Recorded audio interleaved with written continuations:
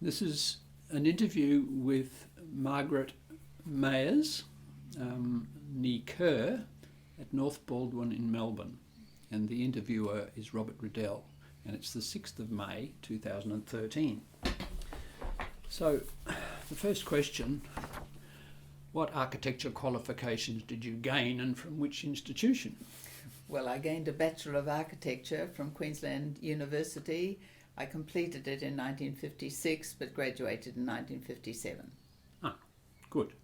And the architectural teachers that were there, that you studied under, do you remember any of them particularly? Well, I certainly do, yes. Well, Professor Cummings, of course, he was the professor, well, the dean or whatever of the faculty, and Mr. Lucas, was he?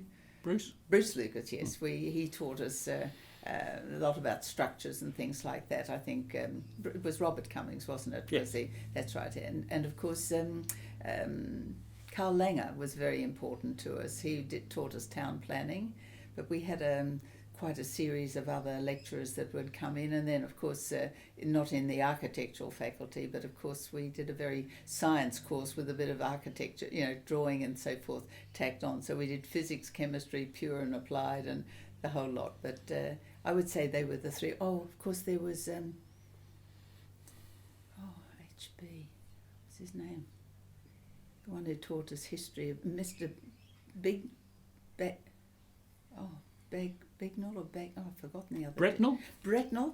Athol Bretnell, yes. He was designing the sunshine trains at the time and doing all the colour schemes. So he had the double hacking back jacket, And then who was the other Englishman that taught us history of architecture in second year? I didn't like him very much. HB they called him. I can't remember. It might come back to me. But Okay, I don't remember either. No. So, why did you study architecture? Well, that's a bit of an interesting question, and the person who influenced me into doing it was actually Karl Langer. I had completed my a matriculation here in Melbourne, and of course you couldn't do drawing in year, 12th year, at what do they call it, honours, my matriculation year. So I did pure and applied, and English and physics and chem and English. And I was going to do dentistry or something like that, because with the parents who had both gone through university, I was always going to do something at university. And then my father got a position to move from Melbourne, where we had all lived, because my father came down to help out the war. He was in charge of the food for the American soldiers during the war. So we all moved down here. And we moved back to Queensland because he was made the director of sugar research in Mackay. And the architect was Karl Langer, which is now a heritage building. Yes. My sister still lives up there, and they've done the second wing to it. And I thought, that's what I want to do. I want to do architecture. So my father said, it's a very long course. He said, if you fail, I won't help you out. So, but no, it's the best thing I've done. Loved it. Absolutely loved it. It was only 3 years full time. So what age were you when you met Karl Langer? Well, when he taught us, I'm not sure if he taught us in first or second year, but... you didn't meet him in Mackay? No. We just had these drawings, yes. And my father was made the director. But it just gave me the idea. And then I found out that my father had intended to do architecture but couldn't get articled. My brother nearly did architecture but did engineering. My husband nearly did architecture but looked at those Doric and Ionic columns and said, no way. So it was just funny. And of course, all my grandchildren and so forth, they're all doing architecture. I've got one doing it in Adelaide at the moment, my granddaughter, and one in Queensland who's just completed town planning. That's a great niece. So it's in the family somewhere. It's in the blood. Well, it's in the blood because I think we all like drawing as well as mathematics. So did you think that the curriculum was suitable to what you had to learn? Well, I think so, because I like the structure, because I'm a person who loves mathematics. So I liked it was really like a science degree. Maths, pure and applied, and phys and chem. Well, I think they helped us through with the physics. And then the drawing subjects added to that. So I had no way of knowing whether it wasn't suitable, and I lap up learning, so I was happy. But of course, I nearly didn't start. I sort of got in a bit on a wing and a prayer because my matriculation in Melbourne wasn't acceptable in Queensland, and they had to have a professorial board meeting at Easter time to allow me to continue. So how many students were in your year initially? Well, we started with 8, and as I say, 3 girls, and the 5 boys. But one of the girls really wanted to do engineering, and she went off and did engineering. So 2 girls and 5 boys. So the other girl was... I can't remember her name. Oh, the other girl with me was Anne Greenfield. Ah, yes. Who's still alive today. And did she go on and practice? Yes, she worked for Conrad and Gargett. And of course, Peter Gargett was the third person we all went through to year 6. The others dropped by the wayside, some repeated, and some sort of fellow Quinlan. I've forgotten the other one, the one who had the club foot. And I think some of them sort of continued and went through finally, but we 3 stuck it out. When you'd finished your study, you went on. You travelled. Yes. Did you do more study anywhere? No, not in the field of architecture. I had, of course, the last 3 years I'd worked for 3 architects in 3 different architectural firms in Brisbane. Do you want me to name them or yes, no? Please. Okay, well, I started out with Cook and Kerrison because when I went to school at MLC, Methodist Ladies College in Melbourne, Mr. Kerrison, Walter James Ernest Kerrison's daughter, Margaret Ann Kerrison, and we thought it was funny because I was Margaret Kerr and she was Margaret Ann Kerrison, and we were both, she played the piano and I conducted a sort of a house choir. So I went to work for her father when the family moved to Mackay, and I moved to Brisbane to study architecture. So I stayed at Women's College. So now I'm a graduate from Women's College, and they always make me very welcome there. Oh. So then I did a couple of years, I think, with Cook and Kerrison, and then I think I moved up to the Terrace and worked for Ford, Hutton and Newell. I think they were up there on... Leichhardt Street? Yes, there. And then I worked for Hall, Phillips and Wilson on the corner of Edward Street and Edward Street and Queen Street. They were up one floor on that corner building. Oh, I don't know which corner it would be, but Edward and Queen. Right. So, well, one corner is the Anzac Square building, so it wasn't that one. No, right on the corner of Edward and Queen, opposite Wallace Bishop. Oh, and yes, that's right. Oh, sorry, Edward and Queen. Edward and Queen. Oh, yes. I know where they were. The old courier building. Yes. Not the commercial bank building. The one, if you've got that, it's on the. So it's diagonally opposite Wallace Bishop. I don't know. No, I don't think so. Oh. Wallace Bishop. No. Just directly opposite Wallace Bishop, okay. Not on the Anzac Square side. On the it was the Ascot Chambers. That'll be it, something yes, like that. Yes. Yeah. So which was next to the Tats Club. Yeah, Hall, Phillips and Wilson. Yes, they did it. Oh, did they? Well, you entered building from Edward Street, yes, so yes, I remember sort of working there. So I worked there until I went overseas to get married. Well, you picked 3 very well-known firms That's to right, work yes, in. Yeah. What can you remember? What you worked on and what was happening in the office? Say the first one, Cook and Kerrison, of course, they joined up because Cook was the one who did all the banks of New South Wales, and Kerrison won a competition, I think, for Methodist churches. He was a very staunch Methodist. Of course, we went to Methodist Ladies College. Not me, I was a Presbyterian. But when I was working there, I think I did some stuff up at, I've still got the blueprints, I think, Herberton. There was a big youth sort of accommodation for children up at Herberton. That's right up in North Queensland, isn't it? I did a lovely perspective for the Nambour Presbyterian Church, which I think in my thing on PAL, he had something to do with I think it was Nambour Presbyterian, but I don't think it was the same one. So I did perspectives on those and worked on different banks and ES&A, you know, they were, and Goldsboro Mort. I think Cook and Kerrison had quite a bag of sort of stuff that they were, you know, that they did a lot of work on. Those can't remember so much in what I was working on when I went to Ford Hutton and Newell. I don't think I was there very long. So you were still studying at that time? Yes, Yeah. I was going, you know, walking down George Street at night time to do two nights a week of 3 hours, Wednesdays and Thursdays, and yes, so I started work at the tender age of 19, and I think I've been doing it ever since, one way or another, because they let me in. I was a bit too young to start university. I was only just turned 17. And I think you were meant to. Well, anyway, I turned 17 in the February, and I started started in March, didn't you? I think, and so I just turned 17. So, Cook and Kerrison, for how long do you think? I think I was there 2 years. 2 years. I think that was very formative. I can remember I had Tom Perry was there, and not Peter Dawson, Johnny Dawson.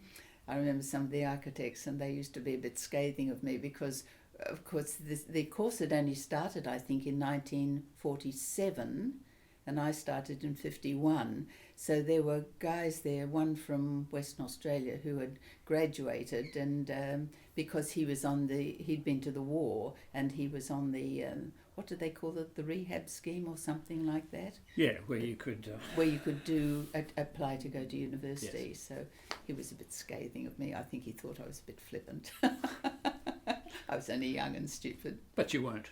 I hope not. No, I was keen. Yeah. So, Cook and Kerrison were the firm that actually Robin Dodds had been part of. Oh, really? So it was Hall and Dodds, and then it was Hall and Cook, and then it was Cook and Kerrison. Yes. And so, were you aware of that sort of tradition? No, I didn't know that at all. As I say, the reason I joined was because of my friendship with Mr. Kerrison's daughter, and of course she died very young from leukemia. It was a tragedy, and I think even Mr. Cook's eldest daughter, or one of his daughters, had died. So that was I think there was also Mr. Costello. He had worked for the Public Works, I think, in Queensland, and Frank Costello. Yes, pardon? Frank Costello. Yes, and we used to say cook with kerosene to keep the cost low. I'm sorry, with kerosene. No, well, they're the things that only you would know. Only I would know. Yes, we did stupid things as you do when you're young. How big was the office? Oh, it was quite a big office. There would be, I suppose there might have been 8 of us. There was somebody, Howard, he was an American, and he worked in the office as well. And probably about 8 of us, I think, because we worked in the Bank of New South Wales chambers on the corner of George and Queen Street. Now, was that designed by Powell? No, that was designed by Devereux. Oh, Devereux, was it? On the corner and opposite Edwards and Lamb or something like that, you know, that on the corner there, right, yeah. So were they just on one floor in that building? Yes, we're on about the 6th floor or something like that. That would have been the top floor then. I think we were on the top floor, and the top floor of that building had a sort of an open courtyard, as I remember. Maybe it was only the 4th or something, I can't quite remember. Because that would have been the residence for the manager, I assume, lived on the roof. Yes, well, no, it was a very interesting set of accommodation. Didn't ever see that. Form of accommodation, because it was like an early Roman house with an open courtyard and a colonnade all round it. Oh, an atrium in the centre or something. How wonderful. No, it didn't ever get up there. No. So it must have been either the 4th or the 5th. We were a certain distance up, but I guess I can't remember as much of Ford Hutton and Newell and Hall, Phillips and Wilson, because I think the impression was greatest those 2 years. I felt I was a bit on. I don't think I stayed long with Ford Hutton and Newell. I'm not quite sure why, I can't remember. Well, I can remember them having a house that was right opposite where Conrad and Gargett was, on Leichhardt Street. Right. I can't remember the name Yes, of it that was a house. house. It was a house that we worked in. It was on the corner of Downing Street, and Mm-hmm. there was a very modest little house, number 10 Downing Street in Spring Hill. Hardly sort of comparable with a similar name, would it be? But it was sort of next door, in the backyard of where Ford, Hutton and Newell would have been. Right, yes. I assume it was in the same place that it was. It certainly was a house. In the 60s when I was there. Oh, right. Well, of course, this was earlier than that. So I was probably there I would have been 54 and 55 and it must have been in 56 running into 57. I didn't go overseas until I think I left in July of 57 to go to England to get married. So I would have stayed, an extra sort of, I worked into 57 but I did work overseas. So, well, let's get back to Ford, Hutton and Newell. Who was there that you remember? Look, it's funny. I don't remember. No, really. Ford, Hutton and Newell. Well, the principals were working, alive. I don't know. I think my time there was short. I don't know whether they dismissed me or whether I decided to go elsewhere. So it didn't make a big impression upon me. I think more impression upon me was Hall, Phillips and Wilson, and Donnie Spencer was there, and another young lad. They were both doing the diploma course at the time, so they worked in front of me. And I can't remember the guy behind. He was an older guy. No, I'm sorry, I think my brain doesn't go back as far as that. And I can't remember much what they were doing. Well, Peter Newell would have been the youngest of the partners, and he'd come from Melbourne. Oh, yeah, had he? And he used to write for... Oh, was he the one that did those lovely drawings? There was a book that was published. Yes, drawings of... and did he do some on Tasmania? Or did he only do them around Brisbane? Well, I only know the ones about Brisbane, but he might have done others. Yeah. But he seemed to know Robin Boyd, and he wrote things with Robin Boyd for Architecture Australia and things like that. Of course, the Great Australian Ugliness, that sort of Robin Boyd building.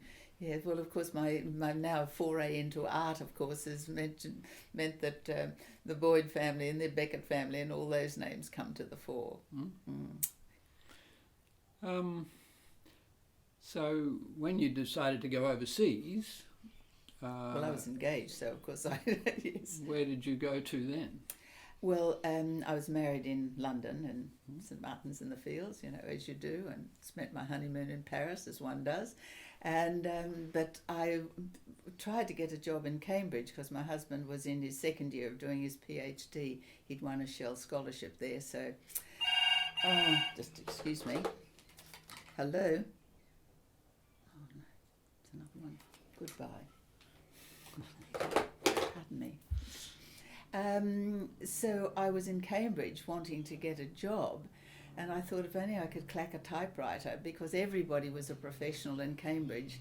So it was just after Professor Martin had come out to Australia to judge the Opera House in Sydney. And so I thought, well, there's a connection. So I think I sort of had tried to have an interview with Professor Martin, and I went to other firms all around, architects. And then my husband said, perhaps you better teach mathematics, which was interesting because 20 years later I was a maths teacher. Got that job, and of course it was out at Impington, passing them, is it the Walter Gropius building on the way out to Impington, so I looked at that. Well, finally I did get a job with an architect working in Magdalen College. God, what was his name? Oh, his name escapes me. Never mind, I'll think about it later. So I worked there, and then he had to move from Magdalen because it was on the backs, as you know, in Cambridge. You could see them punting along the Cam River near Magdalen College. And then we moved to St John's College later on. But yes, silly me, I didn't think about this. But that was interesting because some of the things I worked on, I think I did a little bit to do with Clare College. And I was also supervising something down at Saffron Walden. So I used to hop on the double-decker bus and go down to Saffron Walden and look at the Barclays Bay down there because, what's his name? Never mind. He was one of 12, though, the architect in Cambridge when I worked there for 2 years, I think.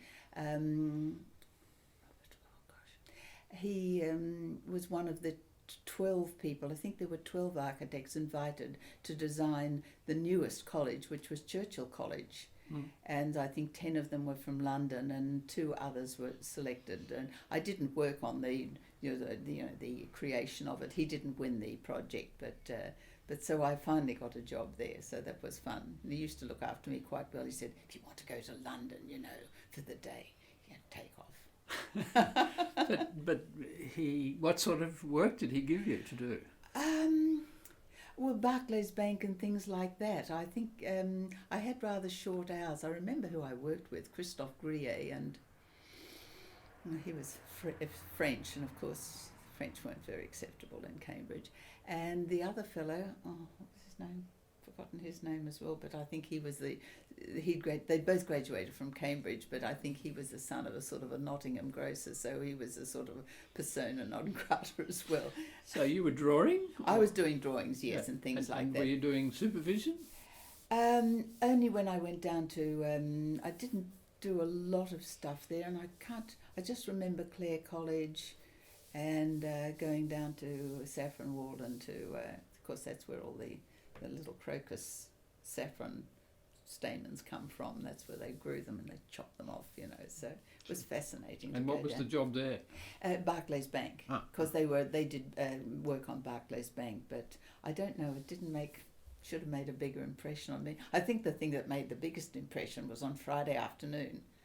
I was able to go to at 5 o'clock, pedal my bicycle and go to the arts building in Cambridge, and Nicholas Pevsner was giving lectures on architecture. He was this tiny little man, and it would be a hall filled with 200 or 300 people, and it was just so engaging. It was when they were still using epidiotscopes to show pictures from books and black and white slides, but it was just so good. It was so good.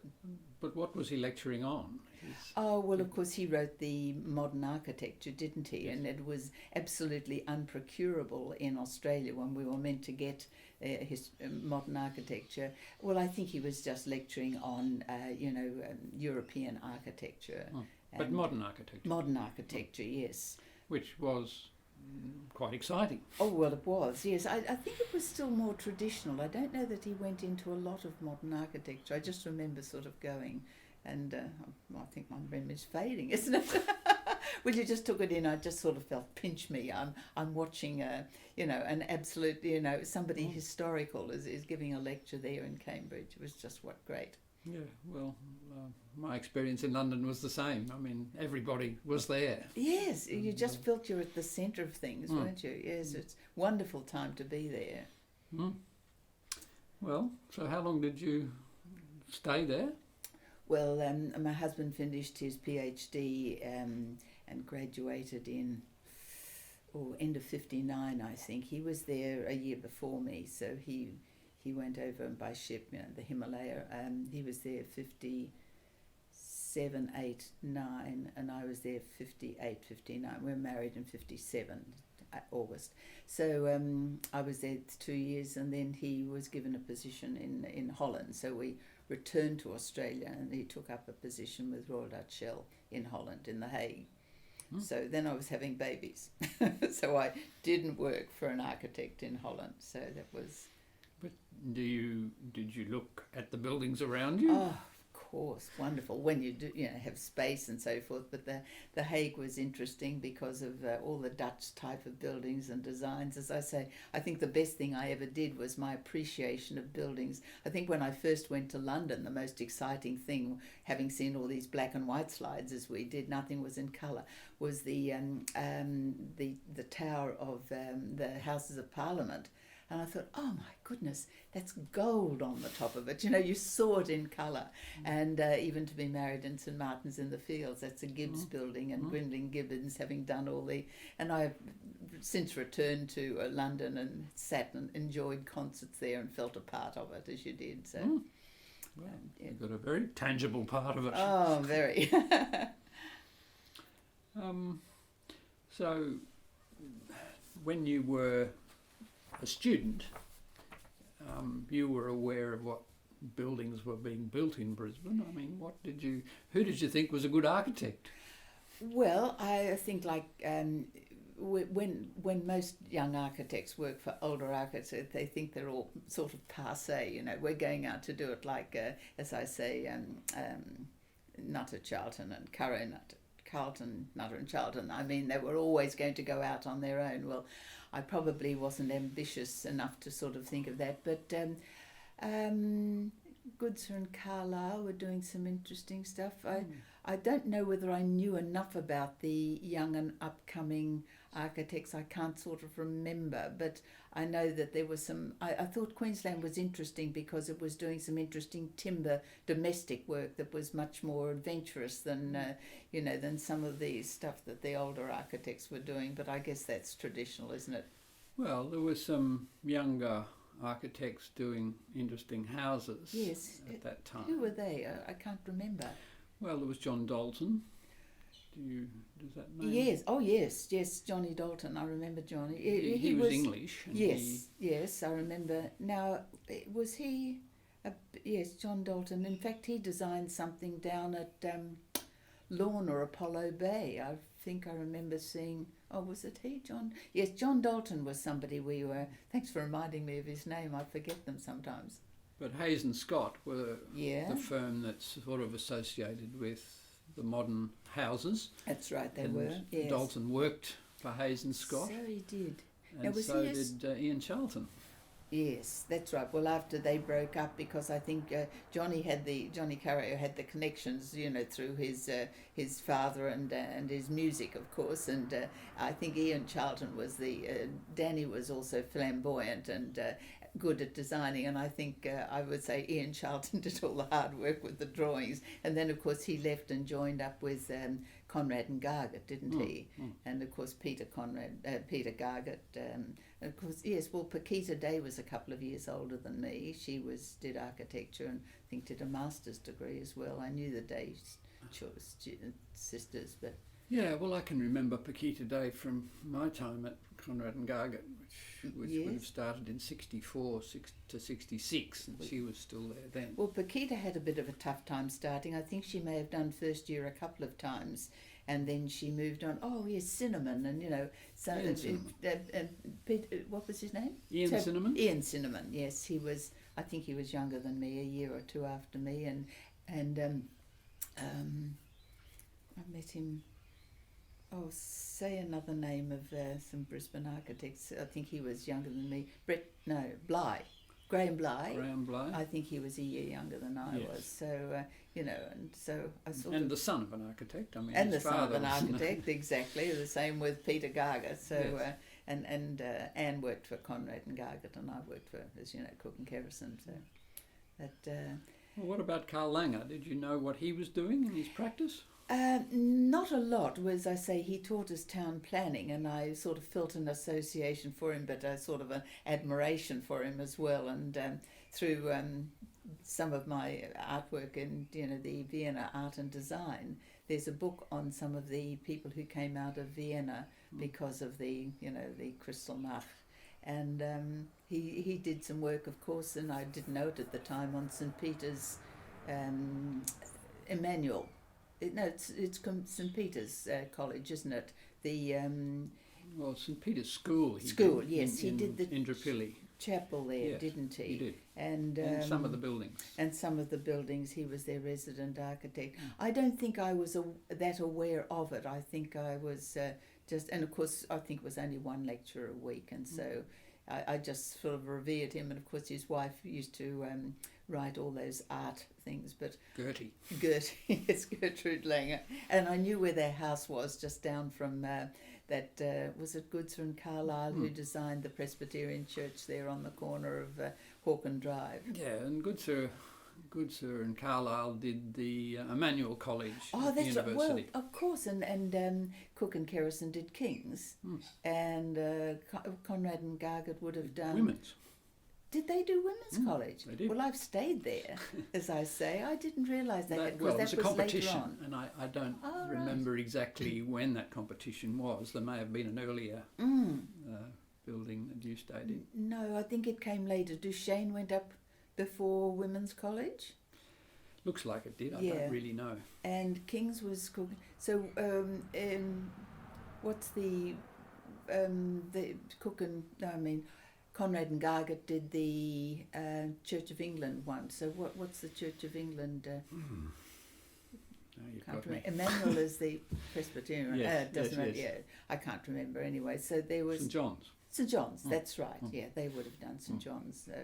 And of course, there was a lot of work going on St John's Cathedral at the same time. So, but I didn't have any connection except knowing Peter, and Anne was working there. So. Well, there were things that Karl Langer was doing, like Lennon's Hotel. He did That's right. 3 Lennon's Hotels, one in George Street, which was an Yes. extension to the older one, That's right. Yeah. one on the Gold Coast at Broadbeach. Oh, of course, Broadbeach. That, as they call it, what did they call it? The White Elephant, because it was too much ahead of its time. Yes, And they pulled it down, haven't they? they have. Yes, that was being constructed, and I mean that was when all the fibro beach houses were still there, and it was beginning to. And people were saying, "I don't want it brought up in these tiny little fibro houses between these huge monsters." As I used to call Surface Paradise, Surface FACE, Surface Paradise, not Surface Paradise. Well, there were interesting things though going on with modern architecture on the Gold Coast. In my memory, I mean, we used to go there for holidays. Did you? That's right. Yes. Well, we used to go down to Talabudgera, those sort of youth camps and music camps. And of course, I used to sing with the choir, and I'm meant to be going to Queensland for the 60-year anniversary of the Madrigals. But whether I'll get there or not, we'll see. But so, When is that? well, it's on the 1st and 2nd of June. Oh, this year. This year. And Gordon Spirit's still alive, and Gordon was the conductor for us, and Hugh Brandon took the quums, so I used to sing in the choir, still sing in the choir, so you've got to keep on going. But your parents, for instance, did they live in an architect-designed house in Brisbane? Well, the original house that my parents lived in was at 50 Riverton Street in Clayfield, and was designed by Mr. Percy. And my mother, being American, it had the diamond pane windows, and it was Tudor style. And I think the Bloxages lived there for a while. I forget who lives there now, but I think it was four blocks. Going from Christian Street at the back to Riverton Street at the front, near the O'Rourke's and near the maternity. They're selling off about 11 properties right next to it now. So if you ever want to see what they're putting up, but it was a lovely brick home, 2-story home with diamond pane windows, and a lot of things that I think of Frank Lloyd Wright, walk-in closets and things like that. So and this is Ronald Percy? Yes, designed built in about 1932, 33, 34, and it's quite an impressive building still. But after that, no, of course, when we moved to Mackay, that was Karl Langer's design for a house attached via garages to the main building of the Sugar Research Institute, which only started off as one. The central entrance had one wing. Then they did build the rest of that wing, and now I understand it's a heritage building. So thank goodness for that. Yes. So, thinking back to the buildings that you remember, I mean, were you there at the time of Jim Birrell? Did he come to Brisbane then? He did the swimming pool at for the Queensland Centenary, the Centenary pool up on Gregory Terrace. Oh, so Centenary, would that be in the Centenary of Brisbane? 1959. 1959. No, I had left by then, because I left Queensland in July of 57. Well, I'm not quite sure when he arrives. He became the city council architect, and he'd come up from Melbourne. Right. And he did a series of buildings that were very fine for the council, libraries. Oh, right, yes. The Toowong Library was one of those, and the that's right. Toowong swimming pool. Right. And a library at Annerley, and another one, Chermside, I think. No, But then he went on to the university and became the university architect and did a number of things there, including Union College and the J.D. Story building, Oh yes, the yeah. agriculture building, and he was The par excellence, yeah, Birrell. the people that everyone wanted to work for. Right. No, well, that would have been after. So, is he? Did you say he was a Melbourne architect, or right? Well, no, he studied in Melbourne. Studied in Melbourne, right? Yeah. And there were a number. Bill Carr, who taught at University of Queensland, he came from Melbourne also, but he was probably after when you were there. Yeah. But there were a number of ones that did come from Melbourne. Yes. And Peter Newell, for instance.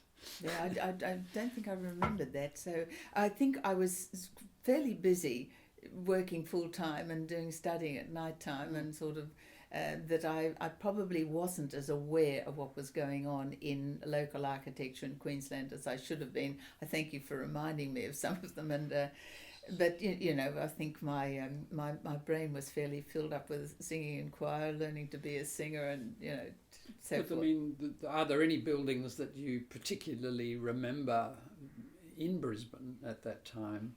I mean, whether they're old or new, but buildings that you liked. Yes.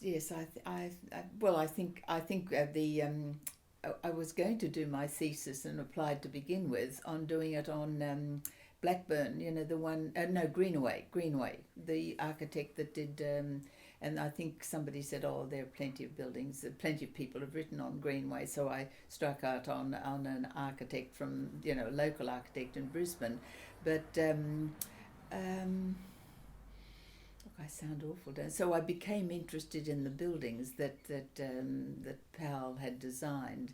So and the sort of architecture, and when I did go to England, I made sure that I went to Colchester as well as Mappin and Webb and some of the buildings that Powell had designed, because it was fresh in my brain that I wanted to make sure I saw them. So, well, Powell would have been in London much after Colchester. I mean, Colchester was, I think... He worked for the firm of Belcher, that's right, who designed that. 10 years before he got there. It was the 1890s that was designed, isn't it? I'm just sort of harking back to that, but I was just looking at the sort of things the firm had done. I don't remember of anything that he specifically did in London. Did you ever go to their offices? And No, I think it was hard to get around, with no car and young and married and not much money, living on my husband's scholarship salary, and we tucked away what I earned. I think I earned £10 a week, and it wasn't a lot of money, and it enabled us to finally buy a little Austin A40 to get around, and so no, things are pretty frugal. Like when I was living in Holland, people say, "Oh, did you go to the Rijksmuseum or the Peter Maurits house in The Hague?" And I said, "Well, no, when you've got a couple of children, you don't get around very much." But the architecture was always, I think it's been my interest in buildings and historical things is always that sort of love the mathematics and sort of like science, and I still like all the drawing and the creative sides of it. Well, thinking back to your thesis and Powell, for instance, how many of Powell's buildings would you have been to? Well, all the ones that are photographed, I don't know that I got inside them. What about his own house? Did you go in there? Yes, I did. Because I met Mrs. Powell and she invited me in. But I don't know that I got inside any of the other houses. I think they'd all moved. I don't think I was getting around probably on trams and so forth in Brisbane as I did then, so... I think there were trams still, so no. Well, as far as I can work out, Powell designed 3 houses in which he lived. That's right, yes. The one up in Paddington, up on the top of the hill. No, I didn't get to that one, no. And that one still exists. Oh, good, yeah. Which he would have lived in just after he was married. Mm-hmm. And then the second house in Windermere Road, which was one of those big bungalow roofs. incredible, yes, the way he did them sort of at right angles to what everybody else would have done. You'd have done the short, but no, those wonderful gable roofs, they were amazing with the shingles at the top and the half timbering that he did with sheet cement and timber. So where do you think he was getting those ideas? I mean, there's a house done by McKim, Mead and White in New York that's of that form, the big gable. I didn't ever discover. And I mean, it's a kind of related to the Californian bungalow anyway, with the gables, but it was much bigger. Yes. And I've seen houses like that in Sydney. I don't know. Where do you think he got it from New York? Where do you think he got the idea? I don't know. I haven't done enough looking to know, and I haven't known enough about him as to where those ideas might have come from. But they don't seem to come from Belcher. I mean, that's a very different language. Very different, yeah. Well, his domestic architecture was certainly not as flamboyant or sort of traditional in sort of embellishment that his city buildings were when they allowed him. But by the time he gets to build his third house, then it goes full Georgian. Yes, the Georgian house with the little door knocker and so forth, and the 6-pane windows and probably golden mean and all the rest. That's much more English than that second house. And the first house was much more like what Robin Dodds was doing. I mean, it was a tiled roof. The first house, the one up in Paddington. Right, I wish I'd seen that. I think I hadn't gone back as far as that. Because it's a timber house and it's high set and it had a tiled roof and it had a sort of symmetry to it, but very different to that next house that he builds, which is that American sort of looking thing, and then the third house is different again. Yes, and of course there are quite a number in Windermere Road, aren't there, with it, and designed by him, although one is quite a bit smaller and not as interesting looking as one. I don't think any of them survived. Oh, so. Isn't that sad? Well, I'm glad I photographed them when I did, because I was no photographer, so what was it? What was his name? Beckman. But he had a camera, and I knew him from choir, and he came toted round with me with his wide-angle lens and took all the photographs. So Trevor Beckman, that's right. So there would have been more photographs than just the ones in your thesis? Oh, I suppose so. I think because when I give the list of his buildings, there are quite a number. I don't think I had time to really, I mean, as I say, finishing and producing it to graduate in March or whenever it wasn't very long to get it submitted and passed, you know, and sixth year you work full-time working and still at night time. And I think our final model that we had to design was for the reach at the bottom. It's very high on one side, down right at the foot of George Street, you know, where the Queensland Institute, QIT, is now. Yes. We were given that site and we had to do a model and build it up and design a Parliament House. Made out of balsa wood. You can imagine just how much time and effort and building up all the contours. I don't know how I ever finished it. I think it was about a metre square. It was huge. I think it was a very big thing to do for final year architecture. And did you work on that yourself? Yes, I mean, it was every student had to do one. Every student had to design it and do it, and you had the perspex and the balsa wood and the glue, and away I went. I don't know whatever happened to it because I moved around. It was to replace the Parliament House that was already there. That's right, and it was down on that low site at the curve of the river. Right down the very foot of where all those George Street buildings are. Would have flooded down there. Maybe they wished it did. You've had your floods up there. Well, just thinking about the other things that are going on at the Gold Coast in the 50s when you were a student. I mean, the Chevron Hotel gets built. Did you ever remember that? David Bell was the architect for that. Right. As I say, probably I don't. I just knew that things were developing at the rate of knots because people were resisting selling up and not wanting to be absolutely swamped by this development at the Gold Coast. It was really, it wasn't called the Gold Coast then, it was just Surfers Paradise, wasn't it? So, no, probably I think I was just too busy getting through architecture and the other things that one does. But Karl Langer was quite a force there too, Oh, because yes, he had the idea to create all those canals. Was it he? Was it all those to have keys? waterfront sites, and so Well, the yes. Nerang River sort of sprouted all these canal estates that made the river, well, extended the frontage. Yeah. And it was all sand, so they could do it very easily. Yes, I knew it was all probably happening, but I don't think I was enough aware, because I didn't really practice or work in Brisbane once I'd completed my degree. I think I was not as aware as I should have been. But Langer, of course, had an idea for Bennelong Point. Yes. Well before, in Sydney. Well, Having read that article, I thought, gee whiz, all of the ideas he had. But I mean, it was due to him that because he'd worked for Cumberland Council down there doing town planning. That's right, yes. He suggested that as a site for a building like the Opera House, and Yeah. he knew Goosens, who was the director of the. Who was that? His name was Goosens. Not related to Eugene Goosens, the oboist? Well, he was certainly a conductor. Yes, that's right. The Yeah, Queensland, of the Sydney Symphony. I remember when Goosens was there. Yes, right. Yes. And it was Goosens who got the competition going, but with Lang's suggestion, and I think they For the collaborated. Opera House. Right. And the Opera House competition Yeah. would have been while you were a student, I That's suppose. right. That's why, because Professor Martin came out to judge it from Cambridge, that I used that connection to try to plead for a job in architecture when I got to Cambridge. But yes, that was a big thing going on at the time, wasn't it? Yes. But it was Saarinen also who came to be a judge, and it was that's he right. who chose Utzon.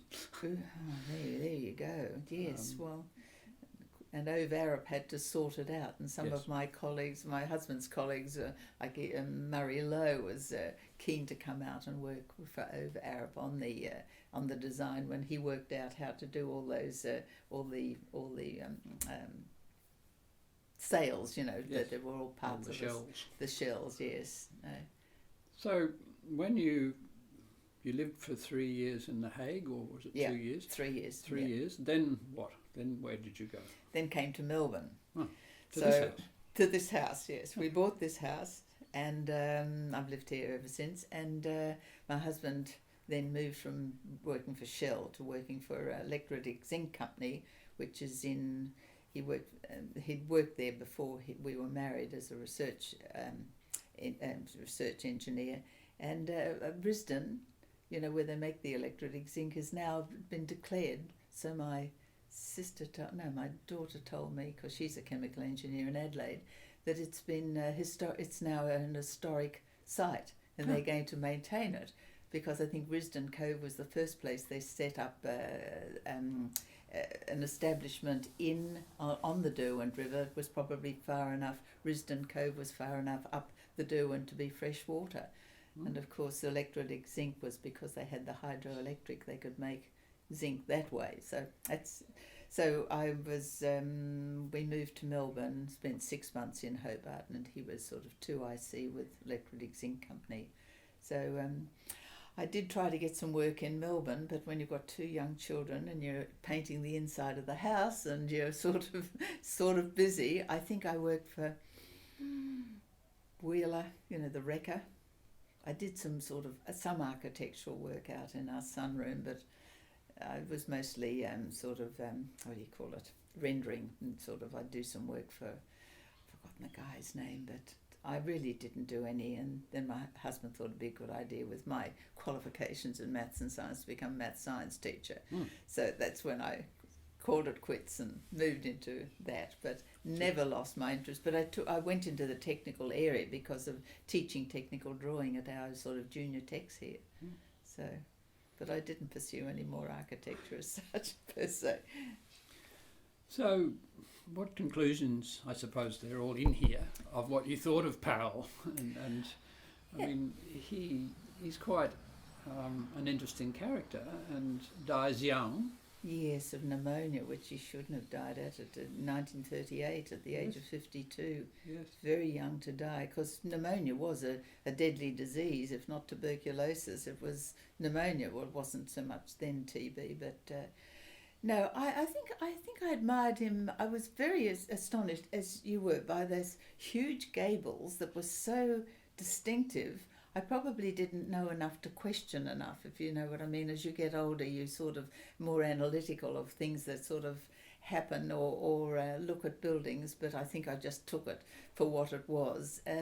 But that's a very interesting thing, that huge gable, when he should have done it, the cheaper way would have been to do it the other way, but not for him.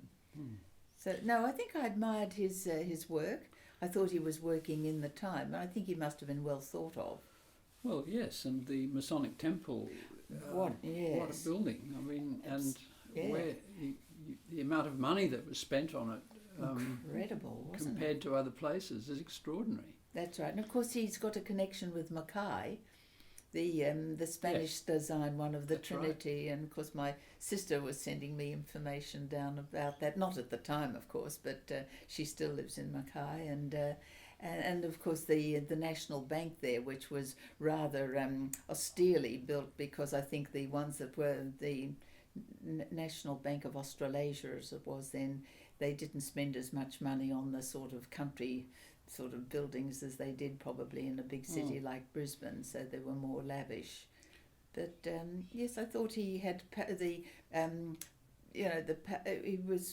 he had convictions about how things ought to be done, and I think, like many architects, was disappointed when he couldn't carry them out to their fullest, because one of those buildings, Chambers Building or something, has a very different frontage with the two arches for the entrances to the side, which was sort of a bit more Georgian than the frontage. He perhaps had to mix his metaphors.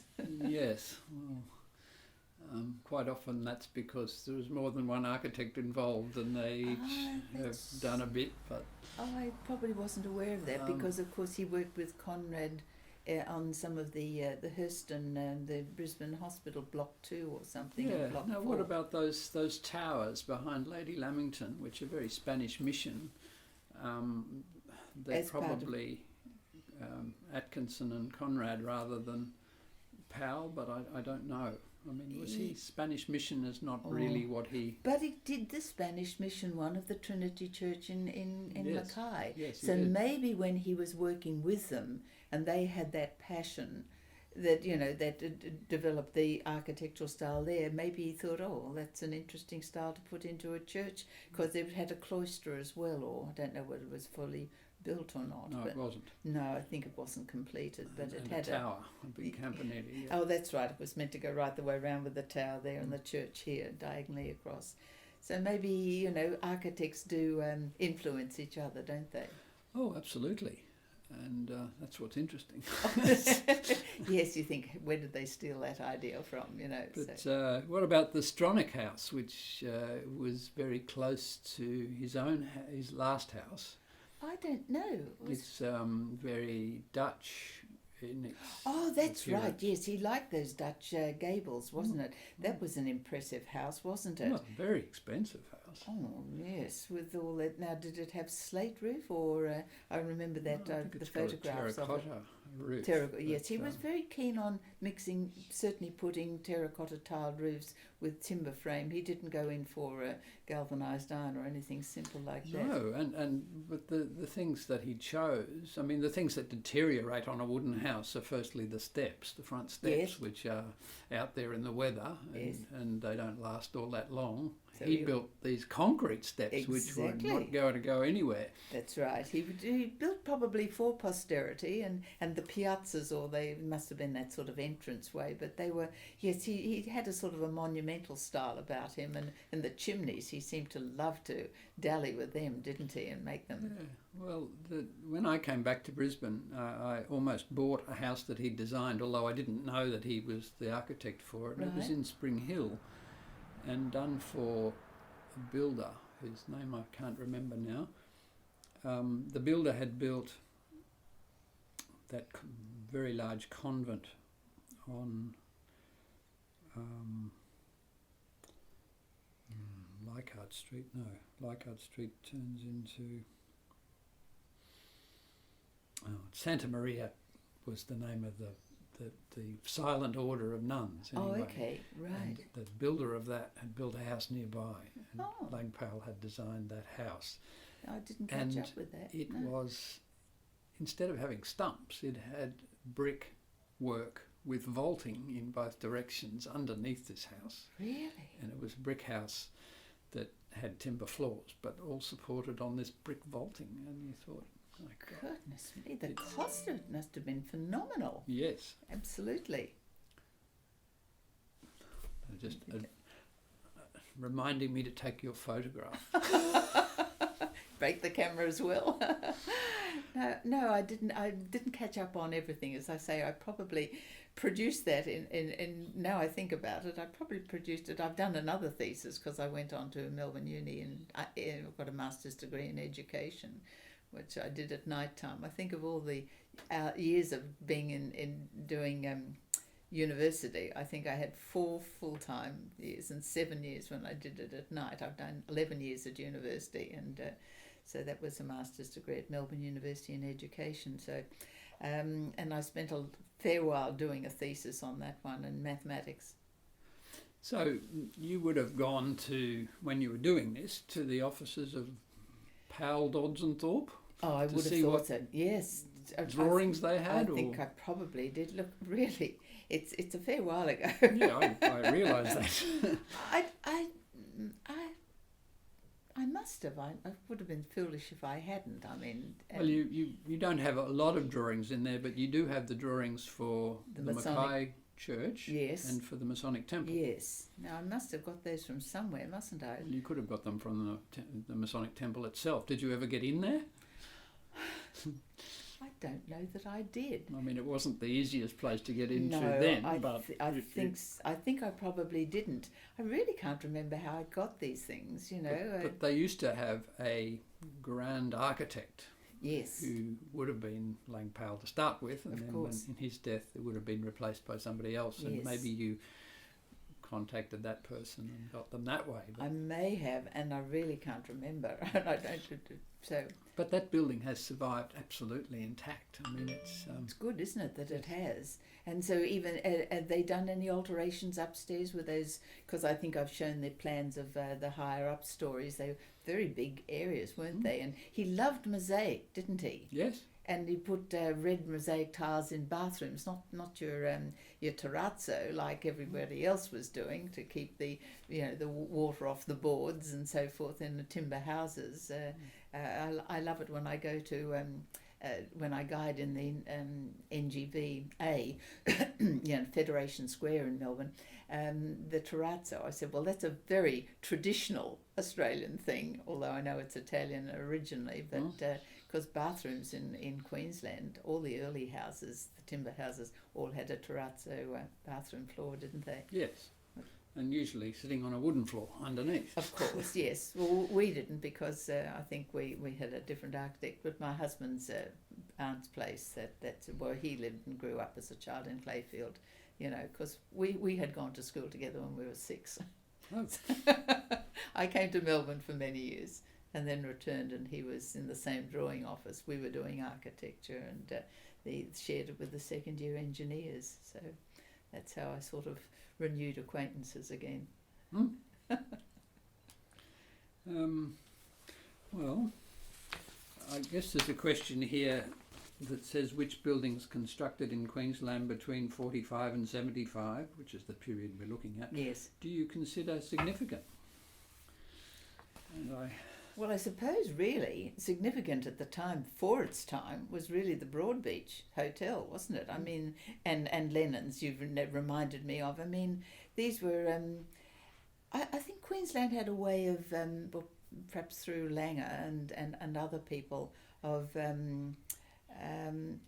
sort of breaking the mould a little bit. I think Queensland was a little bit out there, wasn't it? It was. Yes, it really was. I mean, who was the guy who was working for the Perry, and They went out on their own, I remember, and they were really, I thought even in domestic architecture they were doing much more interesting stuff than sort of the brick veneer stuff here probably in Melbourne and Sydney and things like that. They were really using sort of Queensland ideas or ideas that became typically Queensland. Well, there was an architect called John Hitch, did you?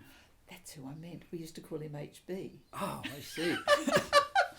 Oh, thank you. No, it was Mr. Hitch it was John Hitch who designed that place down at Apollo Bay or at Lawn, a series of sort of little, yes, by chance we'd gone down there for a holiday and I thought, oh, this was designed by John Hitch. Yes, so I'm sorry, we alluded to him as a pencil. Yeah, I think we talked about Dalton and said it was him, but it wasn't. That's Dalton, right, it was not Hitch. Dalton, it was Hitch, and I'm afraid Mr. Hitch was very vague when I remember doing an exam in second year, History of Art, and I think Mr. Hitch took us for it.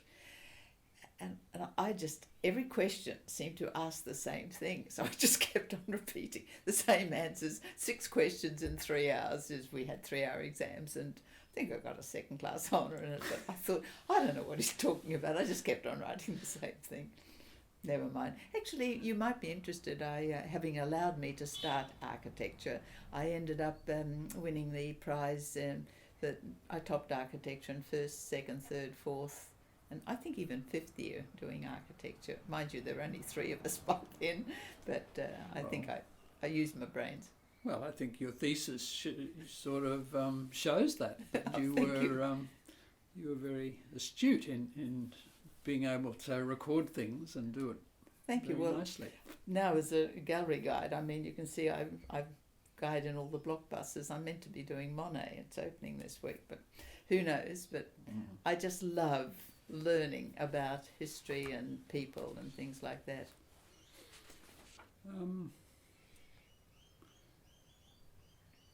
Well, I can't ask you about the significant architects who've worked in your office because you didn't have an Didn't office. have one. Yes, I began to run out of ideas.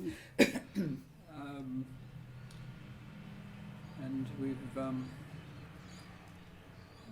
I mean, you were aware from your education, you'd heard of people like Frank Lloyd Wright. Oh yes. When you were a student. Yes. Well, who told you? Who introduced you to these people? I mean, did you know Le Corbusier in the same way? Oh yes, yes. Did you see any of his buildings? Oh, the first thing I did when we travelled to France, I said the first thing I've got to do is go to Ronchamp. Huh. That, and I did, you know, wonderful sort of like a boat sitting on the first time we sort of travelled, my husband and I, and travelling in a little car around going to camping sites. That was the first port of call, going down through Nancy, and I mean, and I think I saw Radio City down in Marseille, and yes, these names were all very familiar. I mean, when we started architecture, there was all that wonderful blonde, you know.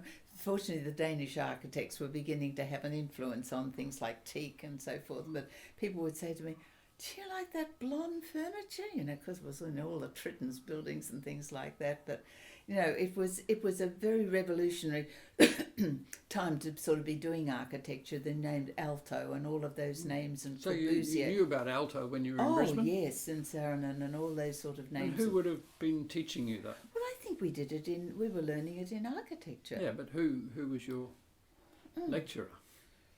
Well, who did we have first year? I think that was... Bruce Lucas? No, Lucas was more the structures. No, it wasn't he. Okay. It would have been probably Professor Cummings, I suppose. Well, his work, he did that church at North Quay that's for the Christian Science Church, Yes. which is very Scandinavian looking. Well, I mean, pale brick and pale timbers. Yes, well, just lovely. I mean, when I got overseas, we just had to go to Sweden. You can see that all my Danish furniture, I just loved all that stuff. It was wonderful to sort of be offloaded from the sort of Tritton's blonde furniture to sort of being able to appreciate Danish art and architecture and things like that. As soon as I got to Sweden, I had to go to Malmo to have a look at them, and I saw the boyfriend there to see that particular building. You know, I had these buildings that I had to see when I went overseas. They made a huge impression on me. So, overseas art. And so you went to look at Aalto as well in Finland? Yes, I in Aarhus. No, I didn't get to Finland, not till more recently through opera tours. But no, I certainly. Which is the one there's the university in Aarhus. The fact that everything was done with arches, but everything was done in brickwork. Because there was no building stones there in Denmark, and looking at all of the Bors in Copenhagen, I just. It's lightened up my life. I mightn't have practiced much architecture, but it's influenced everything I do. Well, what about you lived in Holland? Yes. Hillsden, did you ever go there? The town hall, which was very... Hilversum? Yeah. Hilversum, yes, and yes, that was very important as a modern building, wasn't it? Yes, a town hall, but more than a town hall. That's right. Well, we didn't. I think we did have a little car, and I think again with children was. But we did go to Denmark, and sort of Hans Christian Andersen and all those places, and sort of so. And Sweden, I had to see the Swedish town hall, and so all of those overseas buildings made a great impact on me. So that when I travelled, I had to see those buildings. And what about the modern architecture happening in Britain? I mean, do you remember anything about? Yeah, I think they'd just been they'd just finished doing that. They hadn't done Battersea. That big development on the south side in London, because I didn't live in London, therefore I didn't have much opportunity to get around London to see many modern buildings.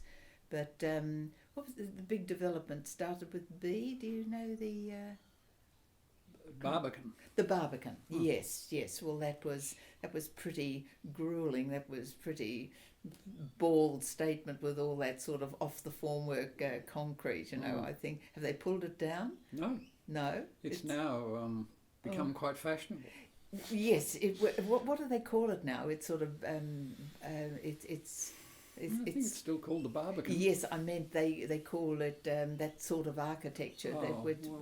It was not bold. It was even worse than that. Brutal. That's right. Yeah. Yes, brutalism. So of course I watch all the programs. I mean, the other day I was just about to ring someone, and suddenly I saw them doing something on Durham Cathedral on SBS. I just adore Durham Cathedral with the being so early and sort of Norman architecture. Well, Basil Spence was doing a new cathedral in Liverpool.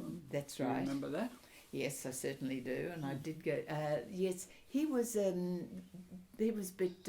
Was it Basil Spence who was a little bit contradictory? People either liked him or didn't like him. And Guildford Town Hall, Guildford Cathedral. Was he the one responsible for that one? I think I made sure I visited it on the way to Exeter. Yes, he was. He did a lot of work, didn't he? Yes. Sir Basil Spence. Yes, he did. Yes, I think controversial at the time because it was just post-war, wasn't it? And then there was Colonel Seifert. I don't know that name. Well, he's probably a bit later. Yes, you were there at a wonderful time. What years were you? 1970 to 78. Oh gosh, lucky you. Yes, you lived right in the middle of London. Oh, in a number of places. Yes. Yeah. As one does. Yes. Of course, I had to visit. 1948, the Festival Hall. Oh yes. Yes, and of course I had remember before going to Verdi's Requiem at the Albert Hall 2 nights before I was married. I went to we had dined at Festival Hall, and I mean that was a big new thing just post Second World War, wasn't it? Who designed that?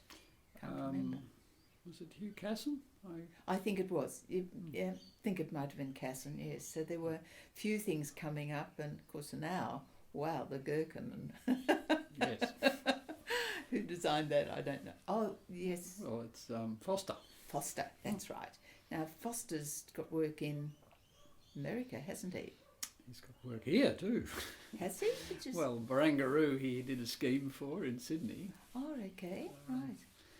So, yes, they've become international. They're everywhere. Exactly, they're everywhere, aren't they? Yes, but and, they're superstars. Yes, is there one in Connecticut that I might have? Was that a Foster house? That I think of the tail end of my Frank Lloyd Wright trip was very special house, and we did see did we see Mies van der Rohe? I think so. Or, yeah, Mies van der Rohe somewhere near Chicago. I know the floating house, the one that's on piles. So, no, my interest never wanes. Even if I didn't put it into practice, I think I've influenced a couple of people to do architecture. So I feel as though I've handed it on a little bit. Well, I think what you did with Lang Powell is the best record of that man, and Thank you. I would like to think that in the same way that Dodds's buildings are worth recognising, Yes. that we do the same with Lang Powell's buildings, which I think are just as good. Well, yes, And both of them died at age 52, so Did they they really? both died young. Very young. That was but young, they produced an enormous amount of work yes, in their productive time. And are you thinking of pursuing it yourself, the Powell bit? well, I'd like to record those buildings in a book, yes.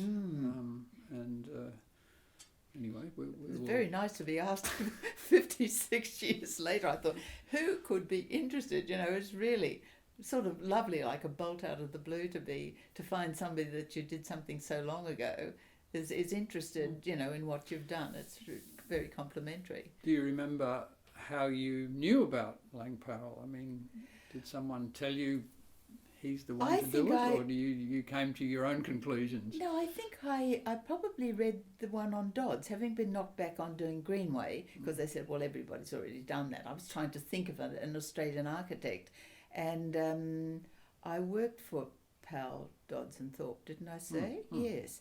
So I think I had read Newell's, was it Newell who did the one on Dodds? Somebody had done one on... it was Newell's partner, it was Lund. Lund, that's right, Neville Lund. And, well, he was working there at the time when I got my job there. And I think I must have read it and thought that was a good sort of precursor, or I don't know why. No, you worked for... He was working at Ford, Hutton and Newell? Yes, Lund was. So I must have read his thesis. Yes. And Powell, Dodd and Thorpe. I don't know. No, I don't think you worked for Powell, Dodd and Thorpe. No, I didn't, because they were in Queen Street. I remember Paul Phillips Wilson. Paul Phillips and Wilson. Yeah, that's... Yes, these names roll off your tongue and then you forget. I wish I could remember that. But Cambridge architect. So awful. the second Robin Dodds bought Lang Powell's practice from his widow. Yes. And developed that into what it became, quite a big firm. Well, I just think it must have... I don't know why. It's one of those things that I just sort of thought, no, I can't design a building. I think I was more interested in historical things, which I am today. I love biographies and things like that. Did you ever design a building? Yeah. Extensions mostly, I think. I did an extension to a house that's in Milton Road. My aunt lived in this place and she wanted she was a dressmaker with the same name as me, Margaret Kerr. And so I did extensions of that. I've done extensions to my daughter's where she used to live in Adelaide. It's now rented out. And no, I don't think I did anything very exciting at all. I did extensions to places, and I've got a lot of drawings of things that I did while I worked in Brisbane, but they're still there. So what did you think about being a woman as an architect? I mean, was that difficult? Look, I think the two of us being there, but I was a bit surprised when the Courier Mail got in touch with me and told me that I thought I was the ninth woman architect. I think I had my membership, being a registered architect, I think I was 464. I think it was a little bit difficult, and I think it was harder as a woman. My spatial concepts were not as good. Men used to do, Queensland, I think they did that solid geometry and did those exploded views, and boys were always looking at sort of cars and those exploded views of sort of visions. But I mean, I remember the first time I did a cross section through a chimney, I'm thinking, what's holding this front bit up? I mean, forgetting there's a bar all the way across there supporting it. You know, I'm thinking, what's holding it all up? So I think it took me a while to come to terms with sort of building construction, which of course we did a lot of, and the mathematics never worried me. I love, it's like bending moments and, you know, cantilevers and things like that, and working it all out.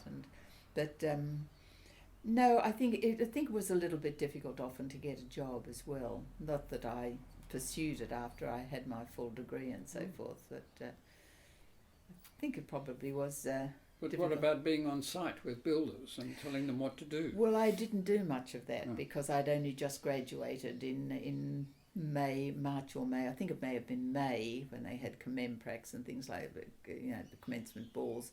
And I was already sort of planning to go overseas in July, so I think my brain was probably elsewhere. So I don't think I did much site supervision. I think Anne Greenfield did a bit of site supervision, but I didn't. I did a bit overseas, but not a lot. So did Anne Greenfield stop when she had children, or did she not have children? Yes, she married before me. If you want to know her name, she's Mrs. Robert Harrison, and the Harrison family is quite well known in Queensland as well. They lived in the desert, and she adopted children. So I think she worked. I think she probably went on working for Conrad and Geiger. Oh no, I think she probably stopped about the same time as I did. We were dead lost to the architectural world, except in the concepts and the love of it. So the ones who were ahead of you, you said you were number 9? Yes, I don't know who Paquita Day would have graduated. She must have been the 8th. And I think we just got registered at that time, and I didn't ever bother to find out who the other 7 or so were. It was just funny to be written up. I said, oh, is that what I am? I didn't realise. It was a bit out of the... There are photographs, of course, that were taken of us sitting on the kidney lawn. There are photographs in the Courier Mail when we were photographed doing a drawing of the old government house there.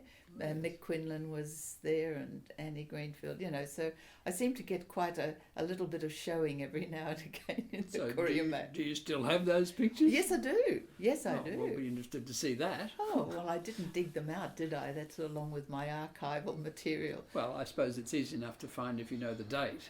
Yes. You can just look up the... Oh, well, it would have been... Mail. It was quite a big picture, quite a sizable one in the Courier Mail, and it would have been in our first year architecture while I was at Women's College, so it would have been 1951, probably in the beginning of the summertime then, so it would have been March, April or May of Courier Mail, 1951.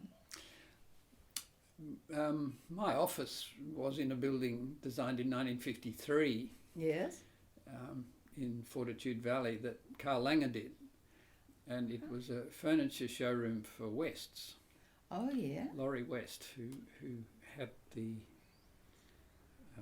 license to manufacture Knoll furniture in Australia, and he asked Carl Langer, who was a friend of his, to design this showroom for him. Right. And it was quite a very modern building. It was sitting there opposite the Light Street tram depot in Wickham Street. Oh, yes. And it had the front glass sloping back at 60 degrees. Yes, I remember that, and everybody said how dirty it would all get, Well, it did get dirty, but it didn't have any reflections. Reflections, that was wonderful, wasn't it? It was like there was no glass there when it was clean. That's right. That's right. I remember that shaped like that, wasn't it? Coming forward and back like... Yeah, that's right. I don't remember it as West, yes. And it went into water because there was a pool that ran around the bottom of the glass with fish in it. Right. Anyway, we rescued that building and Good on you. did some repairs to it, and it looks like it looked in the days of West's now, which it hasn't looked like that for a long time. Oh, that's great. I was just thinking back, of course, Robin Gibson, he designed the art gallery, didn't he?